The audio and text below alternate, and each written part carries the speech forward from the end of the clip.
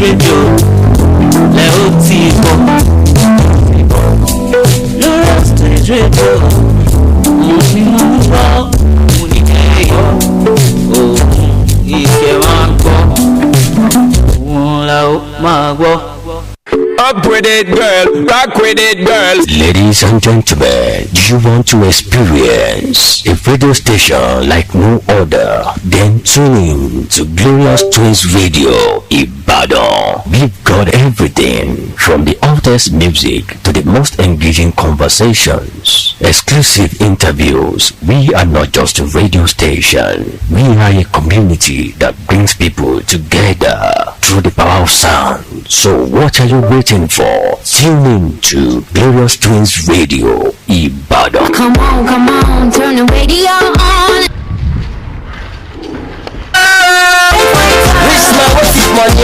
We know they see their face for crime fighter. Tell me something I don't know why. Rich man go they all like they are. One man go they shine. Rich man go they all like they are. One man go they shine. They gonna lead us well. Don't let this nation to fall inside well. Mr. President, lead us well. If you be governor, govern us well. If you be senator, anytime well. If you be police well. Now they take bribe. They lead us well. You know, govern us well. If you be senator, anytime well. If you be police well. Now they take bribe. Well, you know brother, transportation all day. And our from colonial corridors to campaign trails, from power brokers to people's voices, this is Glorious Twins FM, your number one outstanding radio station, and welcome to Legacy and Power. My name is Adenike Yusuf, aka Omoba Utomi. my God, policeman go see point. He go tell you say I said that thing.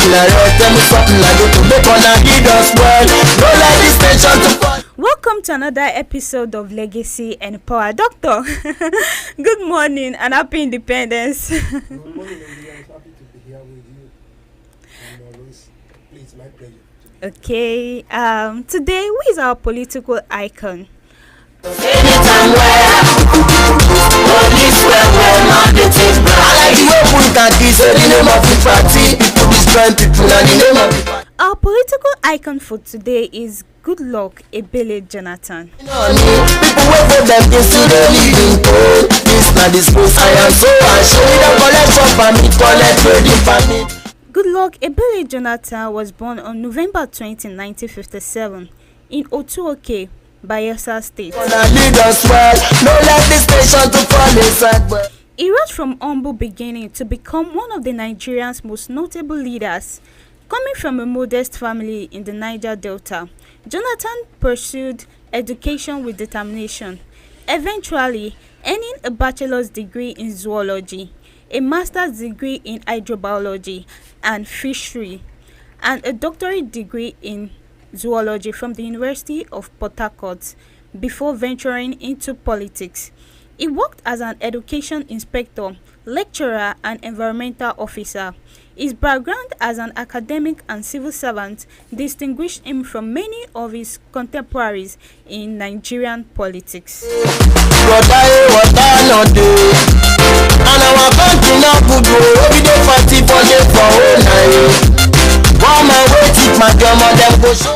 Jonathan's political career began in earnest in 1999 when he became the deputy governor of Bayelsa State under Governor Diakwereye Alamasingba.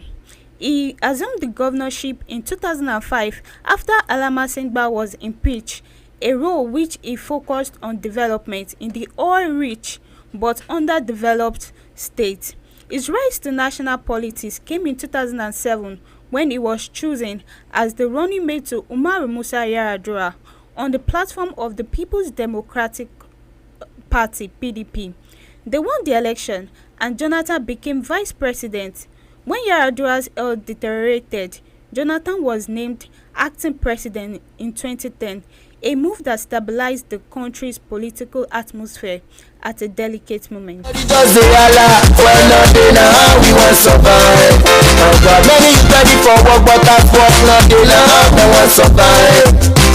be giant of Africa. Africa, but to get Vicente Ghana now I but a policeman go see white, he go tell you say I say that thing na red. Tell me something like you they gonna lead us well. No let this nation to fall inside well. Mr. President lead us well. If you be governor govern us well. If you be senator senator well. If you be police well, not the take back. They lead us well. No.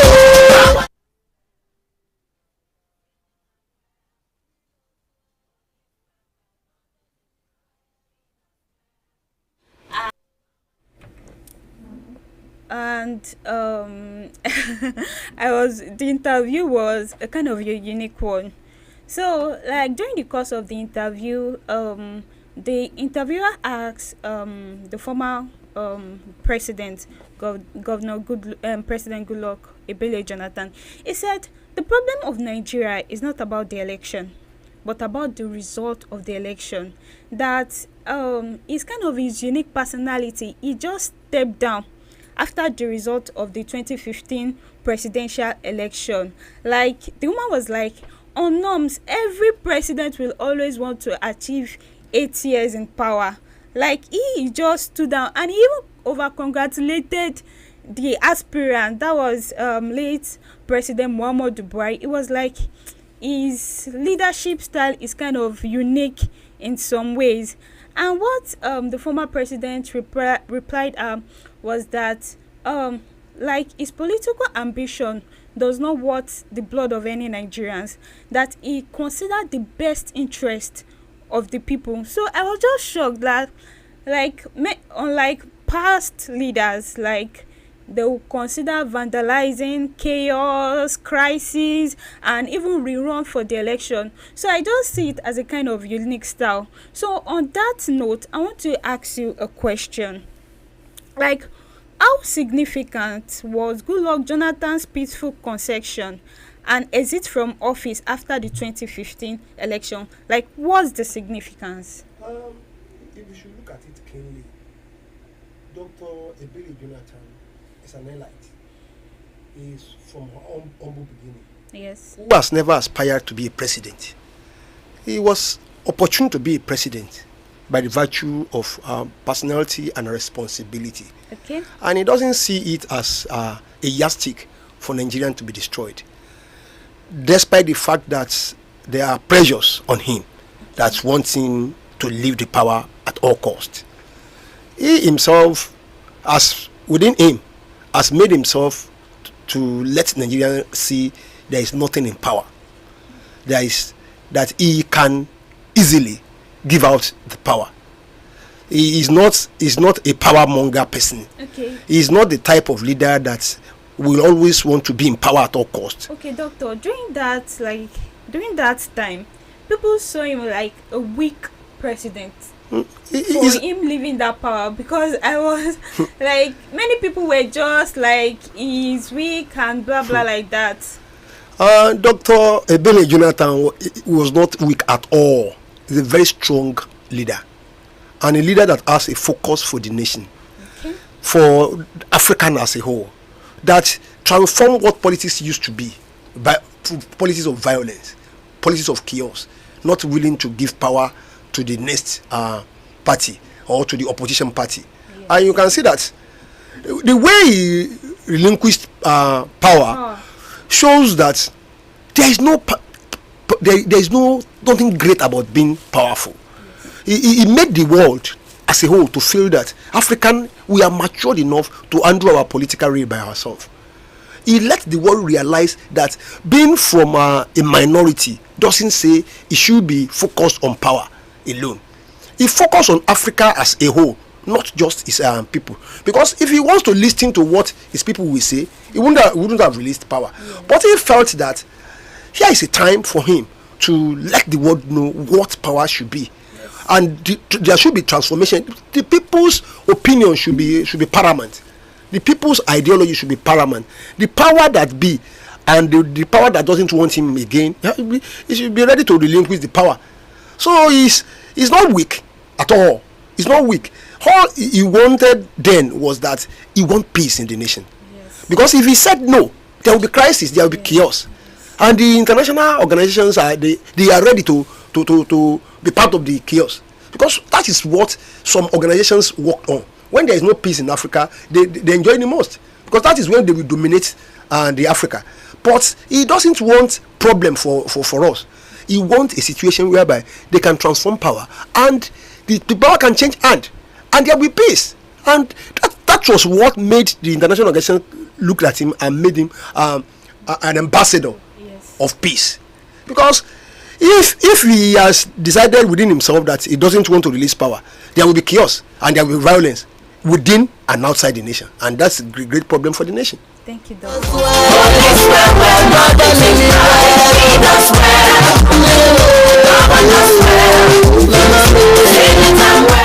Doctor, I have another question. Like, Comrade and I were actually discussing an issue that was on Monday, whereby the president will not want his vice to take over, or the governor will not allow his deputy to take over. So this actually, not really directly, it actually happened. Something like that happened when Goodluck Jonathan was the vice of Shehu Musa Yar'Adua, and when the president was ill, you know, according to the constitution of Nigeria, it was meant to be the acting president. But after the house decided that, okay, carry go, can you believe that one of the ADs that was sent to deliver the letter to him did not? The fact remains that Nigerian being what we are. Okay. Power mongering is always there, and loyalty to your superior is also there. And in most cases, when the tops come down, it comes down with all the scenario of people beside him. Okay. So when that happens, you should understand that the people that are loyalists to the then president, they know they are going with him. Okay. So that is why they will not feel okay, and they will not feel too much happy considering his deputy to be the president, because they automatically know that when the power goes down, they go down with him. So that is why they will feel that on no situation, and those are what makes some people to feel that whatever it will take them, they want to remain in power. And that is why their counterpart, their heads, and everyone, we want them to remain in power so that they will also remain in power. That is what might have likely happened during that tenure. Okay. Thank you, Doctor. I like the way put that is the name of the party. People destroying people and the name of the party. Election for my country now, party. Wayo, arranging on me. People wait for them to still they live in cold. This not this place I am so. Okay, Doctor, my next question. What were the major turning points that propelled him from Deputy Governor of Bayelsa State to the President of Nigeria? It is very, very clear. Okay. When he was the deputy governor, his governor then was impeached, and he rose to the governorship. And during his tenure as a governor, he has shown some level of exemplary leadership that made his people then to believe that he's worthy of being to represent the whole region, the South, in the higher level. So that was what made them to nominate him into the vice president. And you can see that turnaround then was a critical turnaround then, very, very critical, because that was the time that we had it very peaceful, that there was a transition from a military president to a civilian, then from a civilian then to a civilian then. And may I say that was the best and ever noticeable election we had in Nigeria. Peaceful. It was very peaceful. The conduct was very, very nice, and the set of people that led us then, Umaru Musa Yar'Adua and Goodluck Ebele Jonathan, they are very, very compatible. They have shown a level of understanding and uniqueness that is not paramount to some leaders that we've been having. They made themselves not just a leader, but an exemplary leader, a leader that really wants peace for the. You can see Yar'Adua then was a president that doesn't want to be, but he was picked because of his background, because of his ability, because of his modesty, because of the way he has been handling and the Katsina state of then. So that was what made the president before him single-handedly picked him and select another vice president who they will be able to work together. And that was what happened until he died. And after his death, you can see that the level of exemplary leadership that Jonathan Ebele had was continuous. Yes. It's very, very continuous, because until the last minute, he's not a leader that wants to get things at all costs. He's a leader that wants to transform the nation at its best.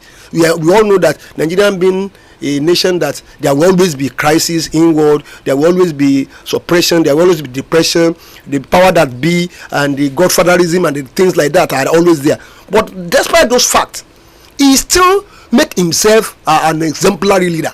A leader that knows what the people want and want to do it at its own best, despite all the urges around him. Those are the things that make him very, very unique in terms of governance. Okay, Doctor. Okay, I have another question because of our time. What were the major achievements of his administration, particularly in education, agriculture, and electoral reforms? Can we start from electoral reform? Okay. In electoral reform, it has never been so easy in Nigeria to transform from. I always say this: we have two types of political parties in Nigeria: the ruling party and the opponent. There is nothing like this party and that. You have just two. It's either you are in the ruling party or you are in the opposition party. So when you are in the opposition party, the power that be, they will not want to release power easily. And those are what makes him unique. Despite being in power and from a ruling party, he still felt that when things fall apart, the center will not remain. So we believe that let us release power to the opposition party so that let the Nigerians see what we have done and what they can do. We can see ever since then, the reform has always been there. In the then days, they forced him not to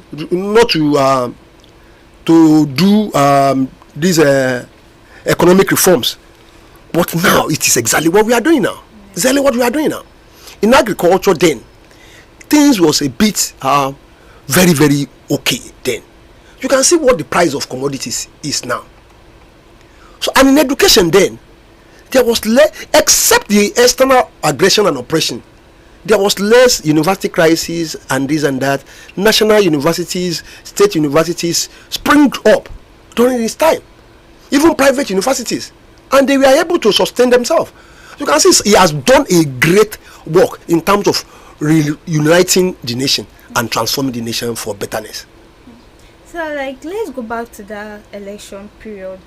I feel that the election is not quite clear, the way I was reading and everything, because that was when he introduced a new form of electoral system. So in the northern parts, there were no opportunity to use most of what he introduced.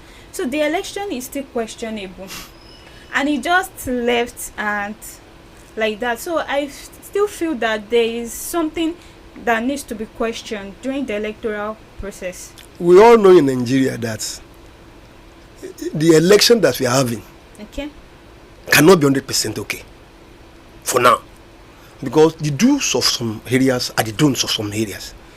The level at which we understand what election is differs, and our maturity in terms of electioneering differs, and the type of caliber of people that in a situation whereby a single person will be handy with about 2,000, 3,000 voters card. Is that election?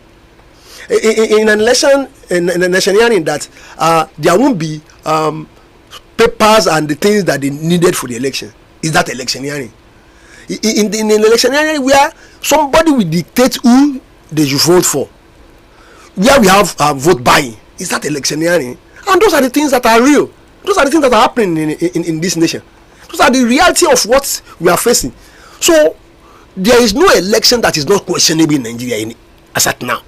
Each and every election that we are having are mostly questionable because of the fact that we all know that you cannot do it perfectly right for now. In terms of technology, is not there. In terms of logistics, is not there. In terms of personnel, they are not really there. Despite the fact that it is university lecturers, the deans, the PhD holders that conduct election, we still have faults. We can't say the way, like, let's look at Oyo State for instance now. In a situation whereby we want to transport electioneering material from somewhere in Ibadan, which is the headquarters of the INEC, to somewhere in something like Kishi, Shaki, Okeogun side of the Oyo State, you can see the length of time it used to get there. And when there is no network, there is no transformation, there is no transport, there is no network, there is no light, and things like that they may need to use. So we have not gotten it right until our development is very, very stable. That is when we can get electioneering perfectly okay. So when he felt that what people's opinion and what they want should be defined, and that is what made him to just relinquish power and believe that, okay, since that is what they pronounce, let it be, and the life continues from there. Okay, Doctor.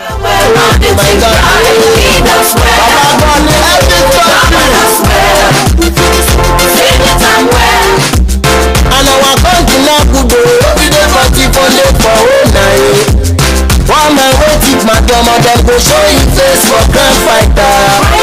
Rich man wait it, money, we now don't see their face. So you still remember Bring Back Our Girls? Okay, I want to ask a question that how did Jonathan's handling of national security challenges, especially Boko Haram, shape his legacy? We can see that I've always been saying this. Nigerian security structure is a domestic problem. Okay. It's a domestic problem. It's a problem that we know how best to tackle, but we look at it as if it's not happening. There is no external suppression or aggression. It is within that we have people that are terrorizing Nigeria. And these people that are terrorizing Nigeria are the people in this nation.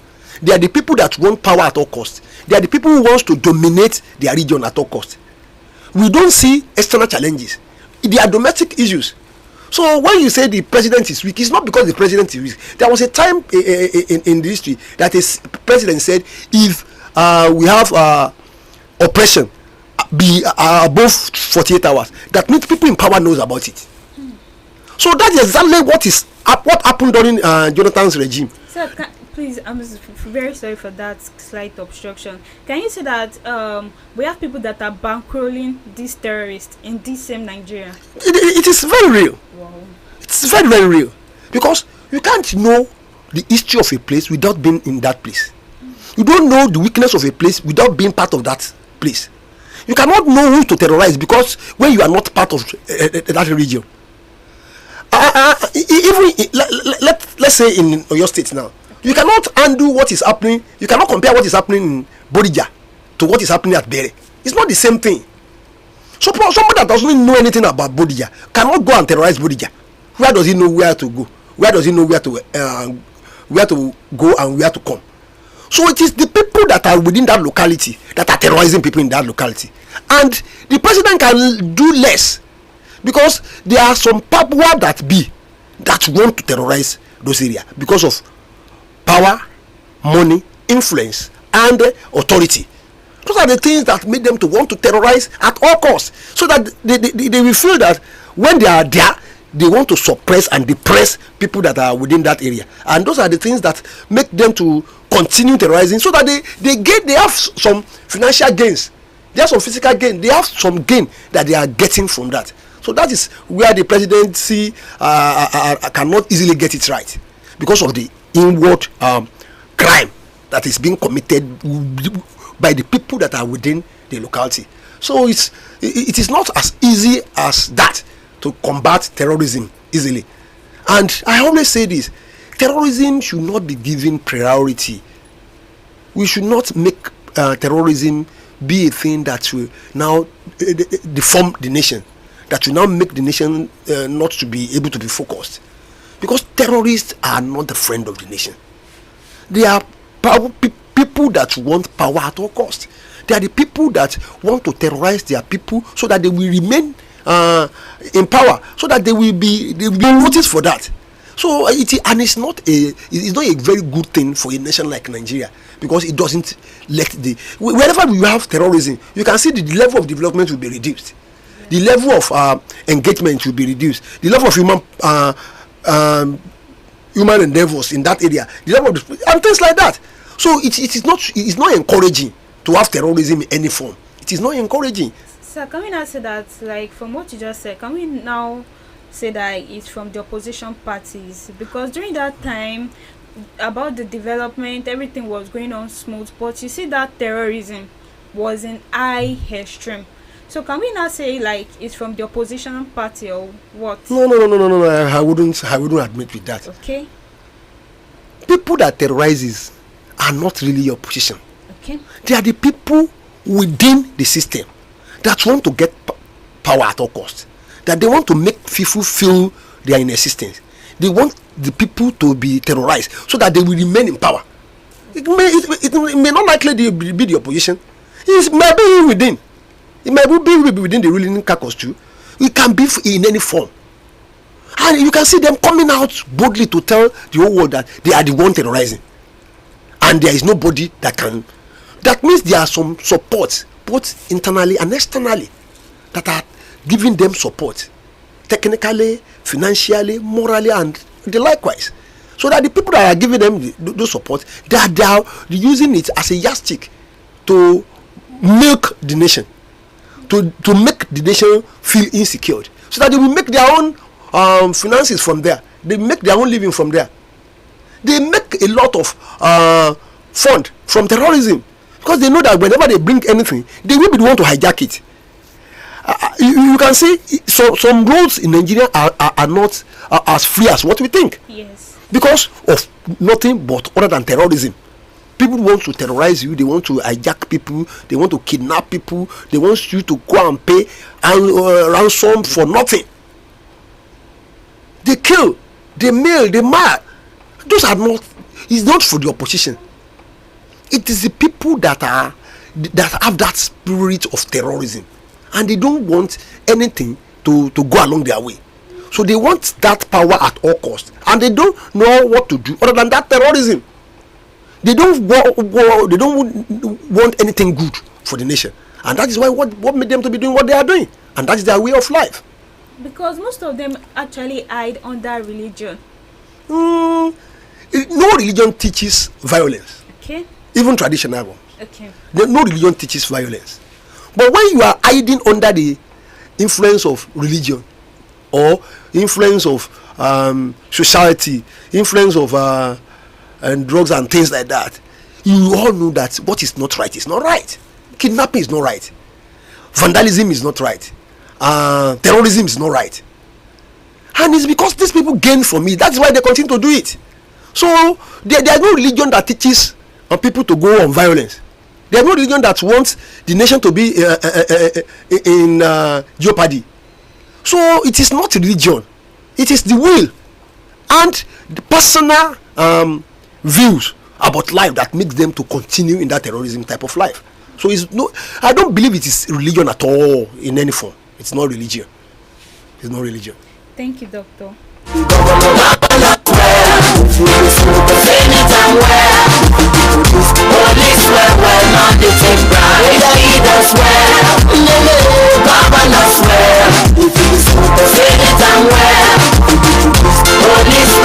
Doctor, happy Independence once again.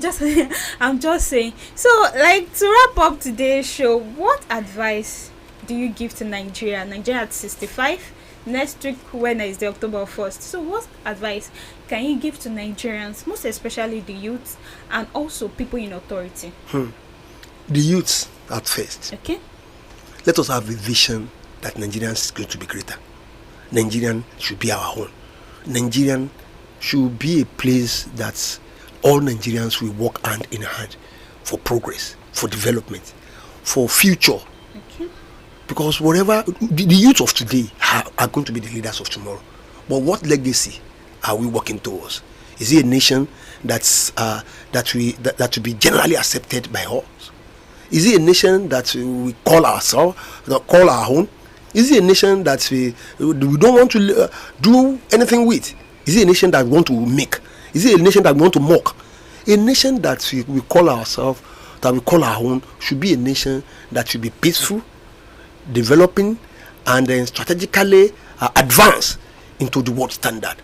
And to the leaders should not see leadership a priority to make the nation. Okay. They should see it as an opportunity to transform the nation for better.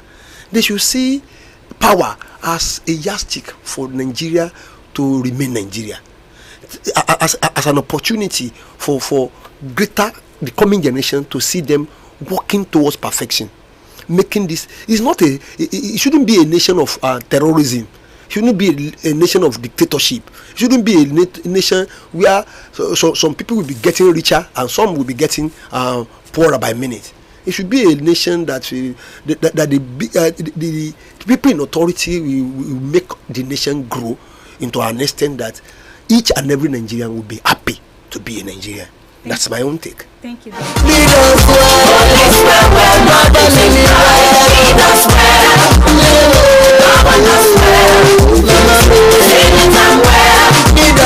I say a very big thank you to all our fans, and happy independence in advance. Doctor, we want to start going no more. Thank you. So introduce yourself to the Dr. Abimbola Amo. I'm always happy to be here with you on the program. Okay. It's a pleasure. Thank you for joining us, Doctor. It's my pleasure. I remain Adenike Yusuf, aka Omobo Otomi. Till we meet tomorrow, 3:30 to 4 o'clock p.m. Say go be. Rock with it, girl. Ladies and gentlemen, do you want to experience a radio station like no other? Then tune in to Glorious Twins Radio Ibadan. We've got everything from the hottest music to the most engaging conversations, exclusive views. We are not just a radio station. We are a community that brings people together through the power of sound. So what are you waiting for? Tune in to Glorious Twins Radio Ibadan. Come on, turn the radio Rock with it, girl. Rock with it, girl. Ladies and gentlemen, do you want to experience a radio station like no other? Then tune in to Glorious Twins Radio Ibadan. We've got everything from the hottest music to the most engaging conversations, exclusive interviews. We are not just a radio station. We are a community